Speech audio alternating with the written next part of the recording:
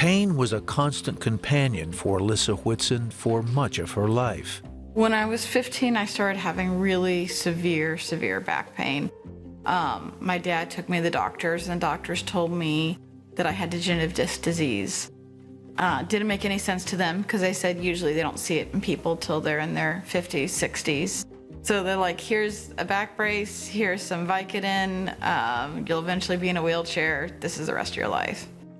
Still, she had hope. I grew up watching the 700 Club.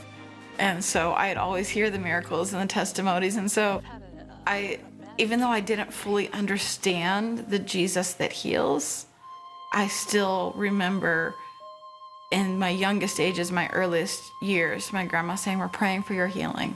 I was like, okay, I know God's got a purpose for my life, so I'm gonna push through this and I'm gonna find out how to overcome. Overcoming, however, would become more difficult with each passing year. Unable to diagnose the problem, doctors could only prescribe stronger pain meds. By the time Alissa started college to pursue her dream of becoming a teacher, she needed a cane to get around. I was just trying to figure out, how is God good while I'm suffering so much and while life is so hard and I'm having to get help from so many people and I can't even take care of myself.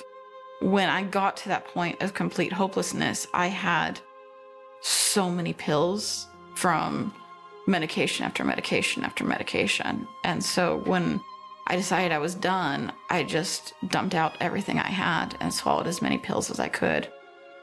Fortunately, a friend had noticed earlier Alissa wasn't acting like herself. Concerned, she went to Alissa's dorm room. At once, she knew something was wrong and called 911. But I kept going because I was like, okay, God saved my life. I kept going to doctors. I kept going to church. I kept having people pray for me just to help me hold on to hope. After college, Alissa got a teaching job, but her condition grew worse. Her joints began dislocating, forcing her to wear braces on her arms, legs, and even fingers. Despite the braces and multiple surgeries, Alissa still landed in a wheelchair. Then finally, doctors had a diagnosis: Ehlers-Danlos syndrome, a genetic connective tissue disorder that has no cure. The now 35-year-old felt she had to make a decision. It was heartbreaking. It was my dream to work with kids. It was my dream to teach. And when I knew I couldn't do that anymore, I was so angry at God. I was so angry at this good God that gave me this life and this passion to teach kids, to impact their lives, and suddenly I had this diagnosis that was going to keep me from doing that. Soon after, she took a job as an administrative assistant at a tutoring center. In March of 2021, alone in her car after work, she considered taking her life again. I was like, God, I don't believe you're real. I don't believe you're good. I don't believe you care about me. I don't believe you see me. And I told God, I was like, if you're real, if you truly care about me, someone in my family's gonna call. Someone in my family's gonna call and check on me, because that rarely ever happens.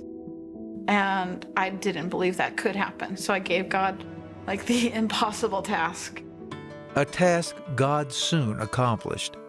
Later that day, when Alissa awoke from a nap, there were 3 messages on her voicemail, all from her sister she hadn't heard from in months.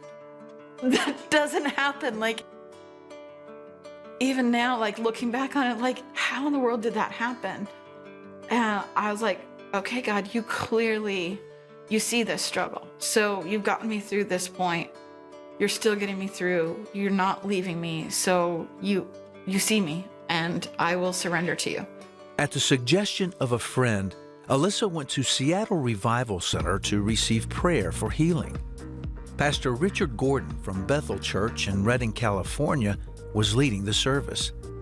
When Alissa went forward, he began praying for her. I fall down on the ground in the spirit, and I'm just encountering God's joy. And I'm laughing like I did when I was a little girl, as he just washes over me. And his presence was just so good. And And so afterwards, they helped me stand up. And every time someone prayed for my healing, the first thing I test is my arms, because I hadn't been able to raise my arms in 4 years. And so I go to raise one arm and it goes straight up. And I just kind of look at it like my arm just went up.